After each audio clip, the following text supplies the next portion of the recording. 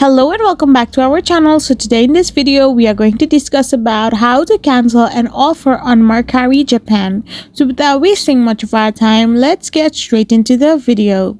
So first of all, for this you need to simply tap open your Mercari app. So once you have tapped it open, you will end up in this kind of interface.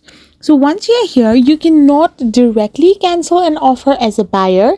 Instead, you can simply message the seller and politely request them to decline or ignore your offer. So once you make an offer, it is considered as a commitment and you cannot unilaterally cancel it. However, if you change your mind, simply message the seller through the platform and explain that you no longer wish to proceed with the offer. So after you have done this, the seller has the option to decline or ignore your offer, effectively canceling it. So this is how you can simply cancel an offer on your Mercari Japan app or website.